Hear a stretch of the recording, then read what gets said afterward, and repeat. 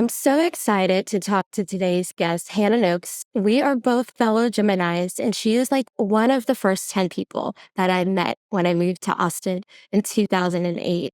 You will so love this conversation because we will probably go from, what we do when spirit moves us to things to wear to how to decorate your home and start a business. So much to talk about, and I want to get straight to it.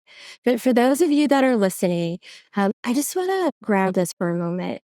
This podcast is called The Great Reset because I believe when we focus on ourselves first and we're not centered in a selfish way, but centered in a spiritual way, then we know how our steps are ordered. We will begin to live the life that we want, and we'll think about the legacy that we want to leave behind instead of the thing that might be top of mind or on your agenda first at work of the day. And so Hannah is the embodiment of this principle. And, ever since I've known her, she's always been so very focused on her family and her faith and her community. So with that, I'm going to say, Hannah, welcome. Thank you. I'm so excited to be with you today. Well, I want to just learn a little bit more about you and your journey. I feel like you've had like 10 different lifetimes since I've met you, but tell the listeners a little bit about you. Yeah, I think I am kind of the queen of reinvention. So we'll get into that today for sure. Well, yeah, thank you so much for having me here today. I'm really excited to see you and catch up and to chat about some of these things. It's going to be a lot of fun. So I have a very interesting life story. I grew up in Texas, but I moved to the Middle East towards the end of high school. My dad was in the oil business, and we went shortly after the Persian Gulf War and lived in Kuwait for a couple of years. And that was just a transformative experience, I think, in my life because it gave me a lens to so much new information about how other people live and think and act. And I think it's something that really is infused in a lot of the decisions I make today because I just was able to see things a little bit differently through that experience. I moved back to Texas for college, met my husband. We have three daughters, and they are 17, 13, and 9. I know. I'm ready to hear that. You've known me since before there were babies. My oldest is about to go to college, which is crazy. And, I haven't started crying yet, but I will soon. And so I think a lot of the way I try to live my life is obviously as an example for them. And they see me fail and stand up again and fail and stand up again over and over again. So that has been important to me, that legacy for those girls. Um, I have always worked in corporate roles for the majority of my life, and also in nonprofits. I would say that I have always been someone who was trying to build my resume and, prove to myself that I could do hard things and in a way, not really completely honoring all parts of who I am because I'm actually a creative being, but I didn't allow myself to explore that until recently. We can get more into kind of how that happened. But for the longest time, I was really just so focused on, you know, climbing the corporate ladder, getting an MBA, doing the things that I thought I was supposed to do to live a life that had meaning. And over the last couple of years, I have really sort of changed my thinking about that and have had really a pretty significant shift. So, excited to talk with you about that because I know that you're such an expert in how people kind of go through these major life shifts. Yeah, well, I don't know. I would say expert. I think that like everyone else, I'm on a journey, and a journey Mm. very similar to yours. Like you said, you'll start crying because Presley's about to graduate. I might start crying because it's been so much that we've, lived through. Yeah, it's so fascinating, right? Because when I met you, I literally had been in Austin for 3 weeks, called Leadership Austin, saying I wanted to volunteer because I didn't know anyone here, but I'd been on the boards of two different sister programs in Lafayette and then Louisiana. So I knew there were people like me there. And you all just welcomed me. And next thing I knew, I was on a committee, then chairing committee, and then, co-chair of big gala committee, then chairing it. And, there were so many things that we did together. And we should even count how many galas in town that we did together, either chairing or co-chairing, and like me twisting your arm saying, like, we just have to do this. But always with the intention of doing good in the world and for the community. But there was probably this undercurrent, that we didn't even know existed. And that was, almost climbing the social and community servant ladder and being so driven by what's next, who needs to know this? And what's the Facebook post? What's the LinkedIn post? But to the point that you made earlier, it was about what we were told was supposed to happen or what society expected. And so you even said something that kind of almost pulled a thread for me. You said your daughters have seen you fail and get back up, but I would almost say it's just peeling that onion of who you are to get yourself more aligned with those divinely ordered steps, right? So that you could be the person that you want it to be, and in this flow of just being, you know, but at your strongest, at, your sharpest point. And so for me, it's been very similar, but for different reasons. It took a couch literally falling on my head for me to slow down and realize, what next isn't chairing some community event. What next is just simply being me because my being is more than enough. And when I can be me, like the rest will follow. Such a good point. And I didn't even realize until you said that about kind of climbing the social community servant ladder as well as the corporate ladder. I mean, that was also part of the maturing that I think we have both gone through, right? And much of that is to be expected with aging. I mean, you do what society expects of you, but then you start to kind of figure out, okay, what is it that I really need and want? And you don't know that until you try a Yeah. lot of things. I don't regret any of my past experiences, even though what I'm doing today is very different from what I started out doing, because I can really see how every piece of what I learned, the skills I gained, the relationships I formed were inputs to where I am today, and where I'll be in 10 years, 20 years will look probably totally different.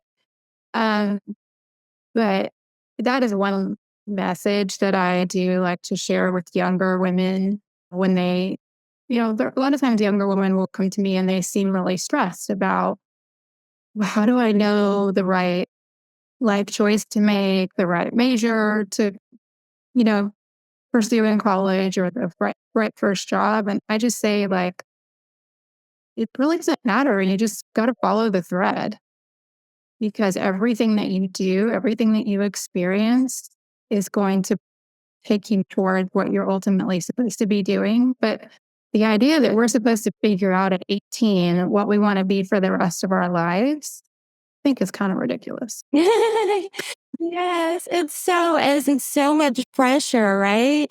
Even in your 20s when you're a young adult, getting started right out of college, you're expected to know exactly that career trajectory and just go for it. And we're all in the middle of like truly healing, learning who we are, and how we want to show up in the world. So it's like, how can we do those things and hold space for ourselves? But just hold space for ourselves to be ourselves and to relax and to have fun. And I can't even count the number of nights, I was at my computer in my late 20s at 9 and 10 o'clock at night, still trying to get all the things done because I was trying to be everything to everyone else and nothing to myself, and not probably wanting to let you down. Like, we gotta get this back to Aries. I don't want to let her down. Ah, it's like, how can we just even have a moment to think about that thread? Because that through line is what does carry us through our life. Yeah, I have this like vivid memory of being in my early 30s and was probably when you and I were working on something together.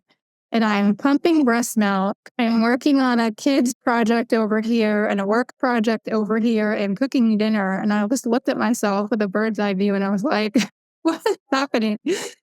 And it's not wrong. I mean, it's what you just have to do, right? You figure it out. But it's unfortunate that, it put me on a path, I think, of like never being present because I was always trying to accomplish so many things at once. And like my favorite thing that I joke about myself is that I don't rest. I like to actively rest. How can I rest, but also be doing something productive? Yes. Oh my gosh. That is something I've had to change post concussion because my brain actually is required to rest or I can't function. But that resonates so deeply with me. I want to go back to the thread that you mentioned. I joke we're both Geminis, but we're both Geminis and like we evolve, like and we're also on and sometimes we're off, we need to recharge.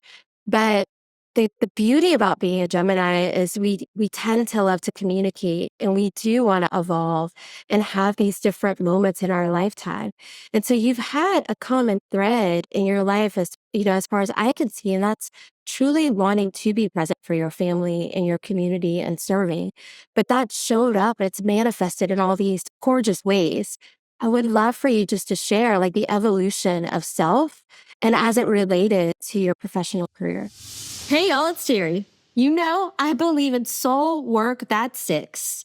And that's why I've partnered with Lumenkind to create my very own mindful mark packs, Movement Maker, and the Great Me Set.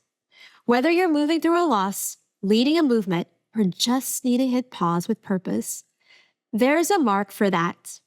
Head over to lumenkind.com and use Terri15 to get 15% off. Let's wear our intentions, have a mindful moment, and walk in purpose every day. You're a brighter being, and I'm cheering you on. Yeah. So I talked earlier about the progression of my career was, really on this corporate ladder and building my resume. I think the big shift started about 5 or 6 years ago or maybe 6 or 7 years ago. I don't know. With COVID, I've lost a couple years in there, but I decided to leave my corporate career and go out on my own as a consultant. So taking everything that I had learned and experienced and then, hoping to help a lot of companies in the area of corporate social responsibility, social impact, just really love the concept of helping companies figure out how to make a massive impact in the world in a way that also benefits the business, that drives customer engagement and loyalty and employee engagement.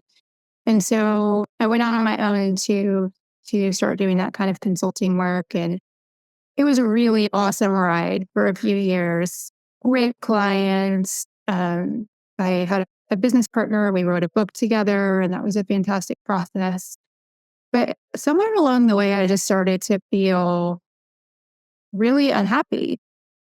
And I couldn't really figure out why. I mean, business got tough during COVID. The kind of work that we were doing was somewhat of a nice to have for companies. And so it wasn't necessarily the first choice that they were going to make when times got tough, and they did get tough and still tough, right? But anyway, I just was feeling really unhappy and unsatisfied. And so I eventually decided to leave the business and exit the partnership. And my a business partner is carrying on the business without me. And I just knew that I needed a change. So after that, I really kind of just fell apart because I didn't know what my identity was without that business, without that kind of reputation that I have always had for, being a good leader in corporate environments. And I knew that I needed something totally different, but I didn't know what that was. And I really had lost a lot of confidence. I didn't, I felt like I failed. I mean, even though it was my choice to leave the business, like it didn't really work. And so I failed, right? And I remember my husband just looking at me and he's like, the woman that is crying on the couch right now is not the woman who started out as an entrepreneur a few years ago. Like you have, what has happened? And I really couldn't figure it out. And through that process, just talking to God, I felt God, calling me to some of the creative work that I had done on the side for many years. And for me, that was interior design. And I just was kind of responding to God in my head, like, that's not that's not a job. Like that's fun. That's what I get to do on the side. Like no one's going to take me seriously as an interior designer. I don't get to do that kind of a job. I have to go back into the trenches and pull myself up by my bootstraps and continue on the path that I was on before. And I just felt just called over and over again, like do design, do design, do design. And finally I was like, okay, God, fine, I'll try it. And so I just leaned in 100% and it has been awesome. I mean, I've just discovered this whole sort of creative side of me that has always been there, right?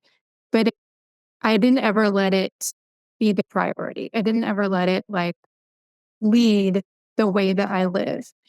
And I'm just still discovering that side of me. And my friends and family are like, what are you talking about? You've always been super creative, but I didn't see it that way. And so that's just that moment was so pivotal for me. And I'm still peeling the onion. And obviously the like corporate consulting work that I have done in the past, I will still do and I love doing, but I needed to honor fully who I was in a way, and it's opening all kinds of like doors and windows. So Yeah, I love it. I'm like, what are you talking about that you're like not an interior designer? I'm like, every right.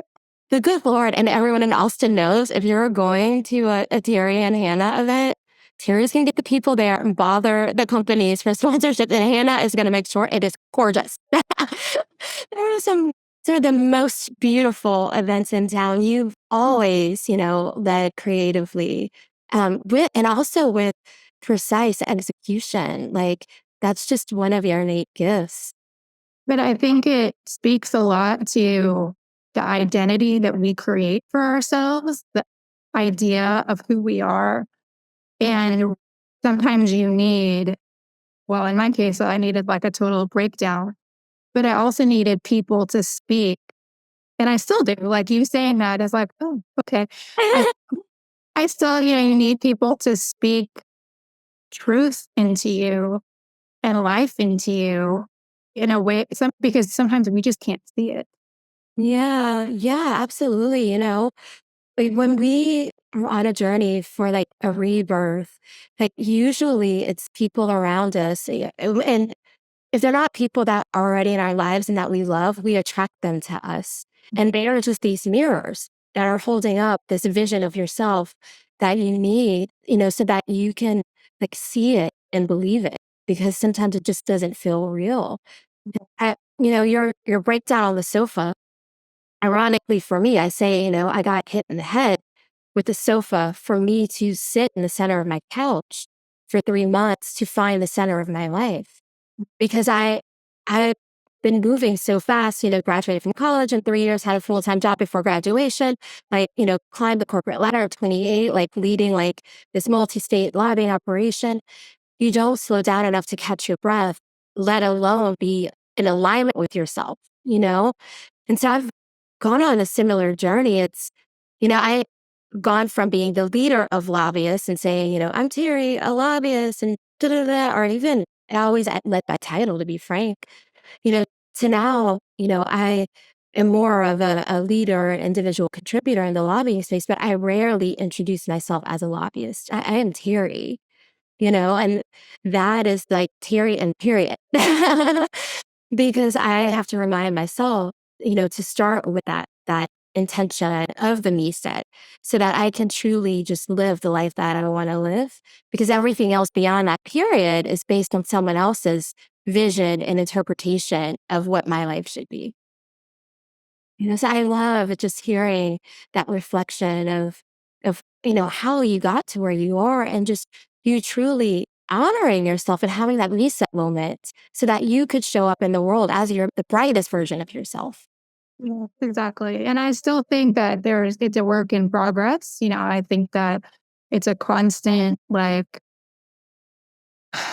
adapting to this new identity or this expanded identity and continuing to heal myself from the past and continuing to grow my confidence and to own what I actually really want. And that is going to be that's a process and probably a lifelong process for all of us, right? But I'm starting to be able to see that I don't just have to be one thing because that's what's expected of me. I can be a much fuller version of myself. And here's a big thing. I don't know if you've experienced this, but for me, it was a lot about the story has to make sense. Yes, I know that very well.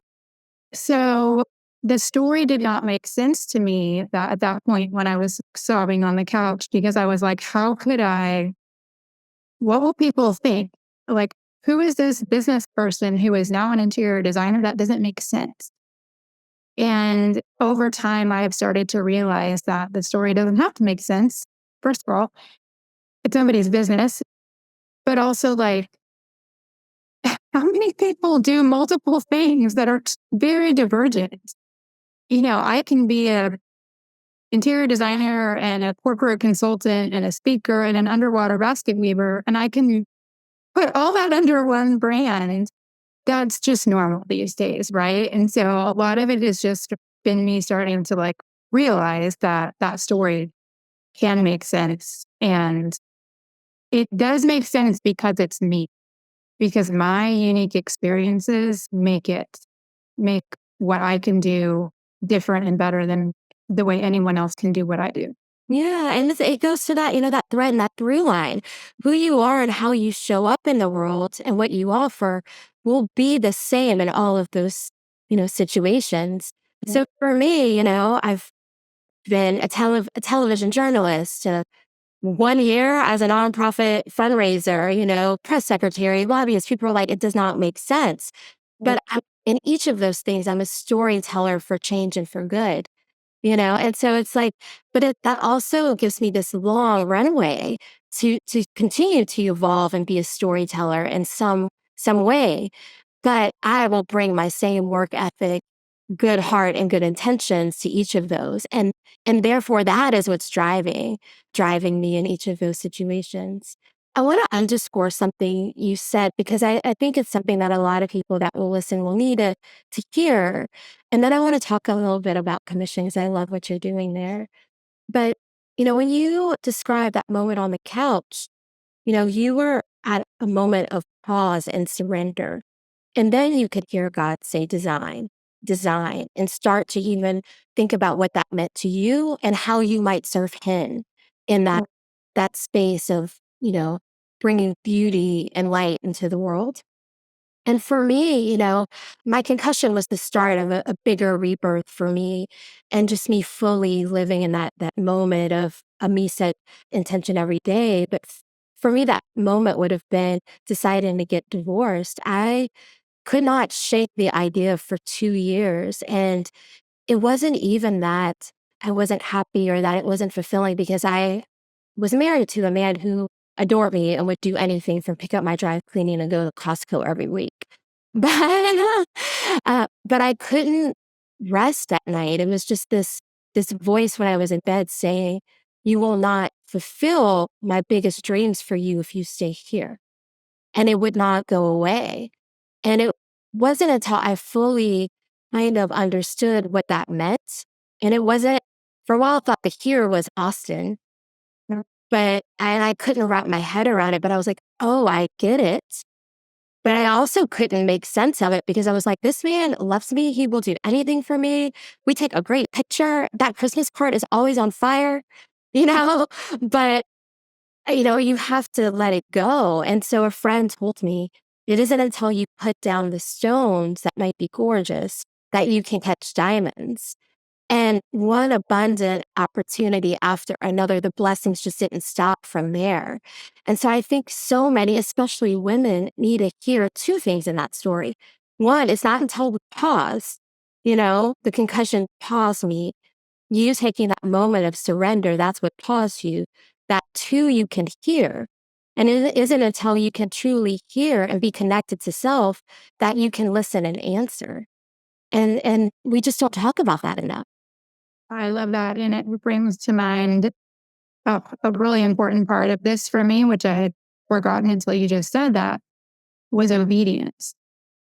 That for me in my faith, I believe God was calling me to something, out of something and into something new, but I could not see what I was leaping into at all. In fact, I thought the idea was frankly silly, but I obeyed and said, okay, God, if this is what you want me to do, I'll do it for now. I'll try it, you know? And it led me to this next step, commission, that we're going to talk about in a second. I never could have seen that. And Yeah. it is such an amazing blessing. I believe that there are tons of blessings coming down the road. So I think that obedience, and that's what you described as well. And if you're not a person of faith, it could look just like really being true to yourself and saying, okay, I'm willing to take a chance. But for me, I really believe God was calling me to something different. Yeah, and it's taking that first step to say yes, and no matter what that higher being is that you identify with, when you hear it, when spirit calls, you have to answer. And so I love that it took you to commission. I'd love for you just to share, what is commission? How did you get there? And how are you serving? Yeah. So really, it came from this experience of transitioning, or of opening myself up to the possibility of being a creative being, because I struggled with it so much. And as we've already talked about, I wished that I had had some kind of a community to support me through that. Mm, Um, and I started to look around, and I noticed that, there are a lot of support networks for women, I believe, in IT, in law, real estate, those kinds of fields, but I didn't see much in the creative fields.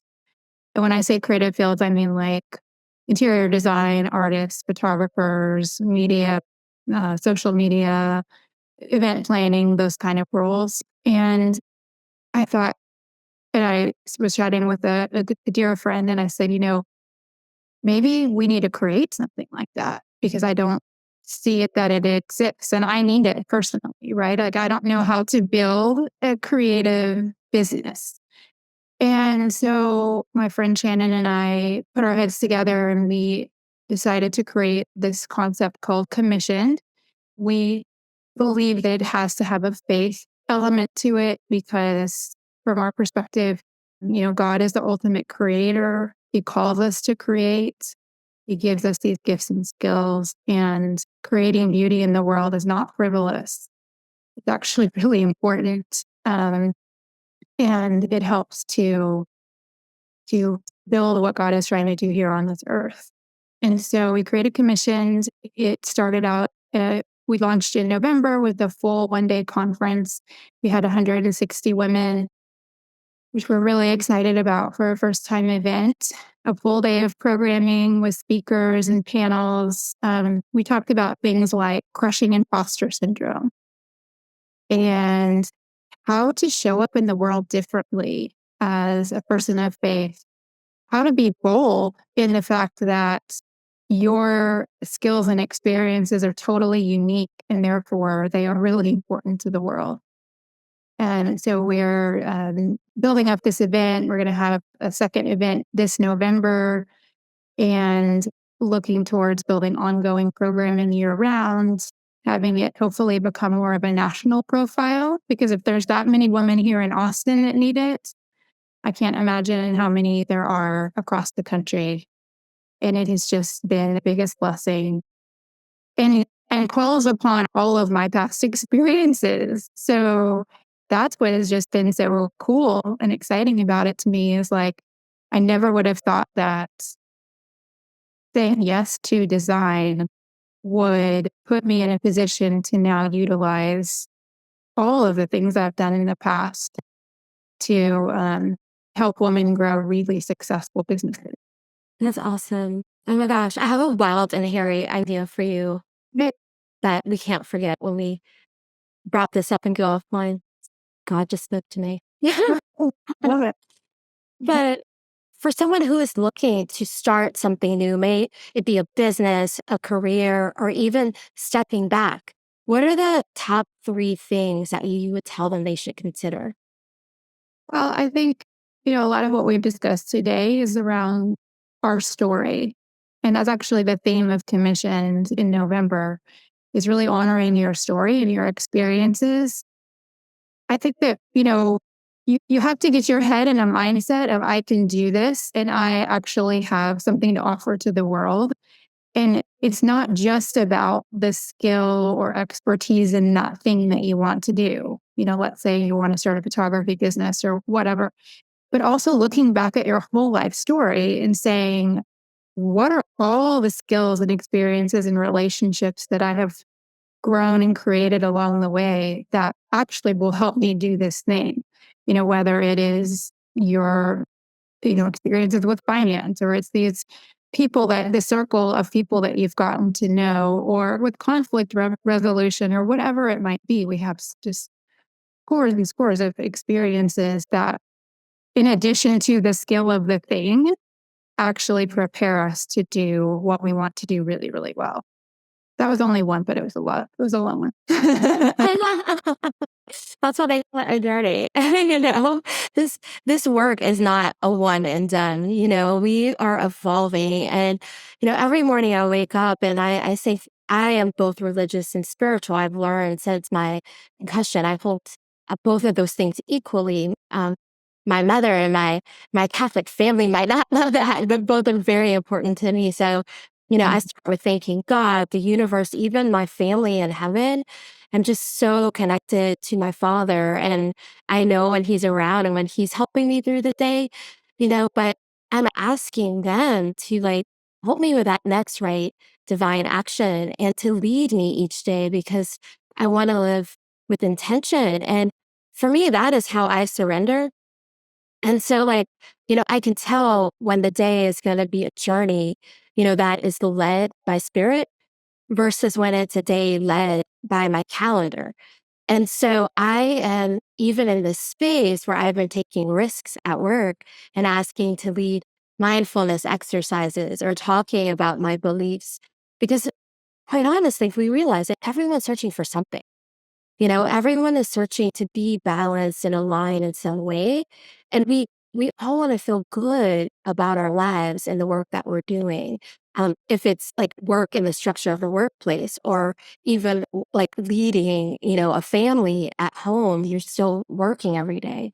So I love that you just, you own that it's the first of many actions and things that are needed.